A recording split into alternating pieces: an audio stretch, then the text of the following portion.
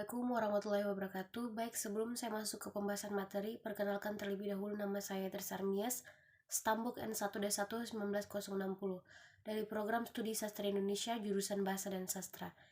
Baik, di sini saya akan mempresentasikan skripsi dengan judul Makna Humoris dalam Kumpulan Cerita Humor Paling Gokil, karya Noe R. Nugroho menggunakan kajian semantik. Langsung saja, pada bab 1 pendahuluan 1.1 latar belakang manusia menggunakan bahasa untuk berkomunikasi, baik secara lisan maupun tertulis. Dalam semantik, suatu bahasa dapat bersifat unik.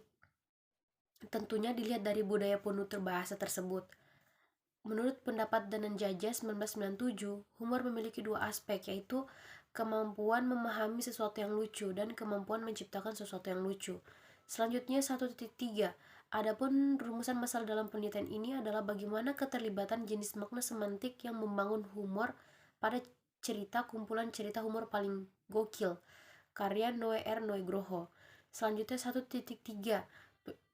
Penelitian ini bertujuan untuk mendeskripsikan keterlibatan jenis makna semantik yang membangun humor pada cerita kumpulan cerita humor paling gokil, karya Noe R. Nugroho.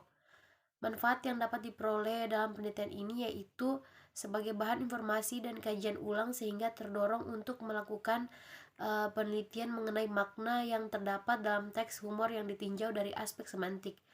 Selanjutnya 1.5. Adapun definisi operasional dalam penelitian ini yaitu pertama semantik, kedua makna, dan ketiga humor. Masuk di bab 2 yaitu 2.1. Penelitian relevan yang ditemukan dalam penelitian ini yaitu salah satunya adalah penelitian yang dilakukan oleh Dewi pada tahun 2008. Universitas Indonesia Fakultas Ilmu Pengetahuan Budaya Program Studi Indonesia dalam skripsi Aspek Semantik dalam Humor Verbal Kartun Lagak Jakarta. Penelitian ini mendefinisikan keterlibatan 4 aspek semantik, yaitu peranggapan, implikatur, petuturan, dan mengidentifikasi teknik yang digunakan kartunis untuk membangun humor. Selanjutnya 2.2.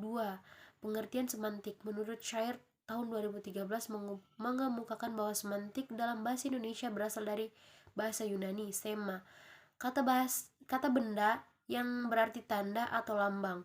Menurut Kamus Bahasa Indonesia 1990, semantik adalah ilmu tentang makna kata, pengetahuan mengenai seluk-beluk dan pergeseran arti kata-kata. Selanjutnya 2.3. Pengertian makna.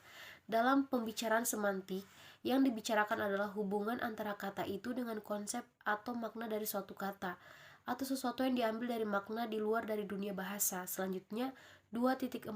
Adapun jenis-jenis makna, yang pertama makna leksikal. Satuan dari leksikon adalah leksem, satuan bentuk bahasa yang bermakna. Kedua, makna gramatikal. Makna leksikal itu berkenaan dengan referennya. Maka makna gramatikal ini adalah makna yang hadir sebagai akibat adanya proses duplikasi dan proses komposisi. Masuk ke bab 3, metode penelitian. 3.1. Metode dan jenis penelitian. Yang pertama, metode penelitian. Yang digunakan dalam metode penelitian ini adalah deskriptif kualitatif. Yang kedua, jenis penelitian.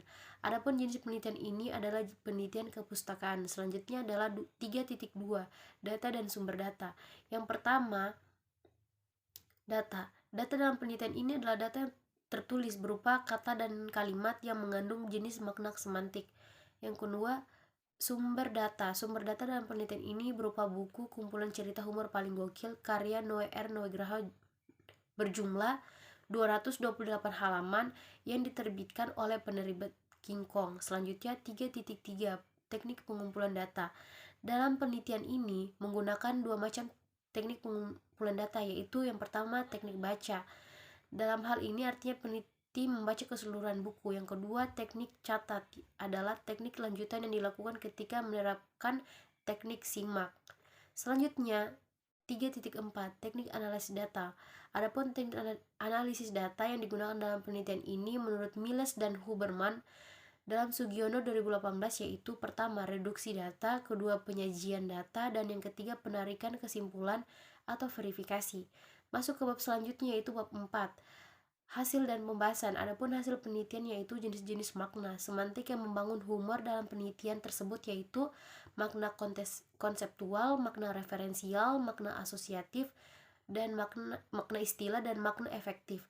Selanjutnya masuk ke 4.2, pembahasan makna konseptual yang membangun humor pada kumpulan cerita humor paling gokil karya Noe Nugroho, yaitu pertama, makna konseptual. Data yang ditemukan yaitu terdapat 14 data dari data keseluruhan yang diteliti berjumlah 43 data. Kedua, makna referensial data yang ditemukan yaitu terdapat 10 data dari keseluruhan data yang diteliti yang berjumlah 43 data. Ketiga, makna asosiatif. Data yang ditemukan yaitu terdapat 3 data dari keseluruhan data yang diteliti berjumlah 43 data. Keempat, makna istilah. Data yang ditemukan yaitu terdapat 6 data dari keseluruhan data yang diteliti berjumlah 43 data. Kelima, makna afektif. Data yang ditemukan yaitu terdapat 10 data dari keseluruhan data yang diteliti berjumlah 43 data. Selanjutnya bab 5, penutup.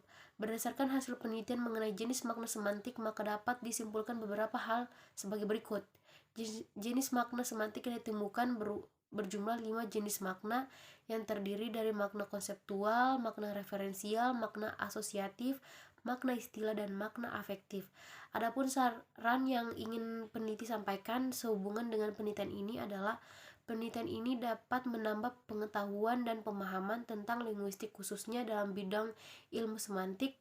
Penelitian ini dapat menambah pengetahuan dan wawasan dalam menganalisis jenis-jenis makna.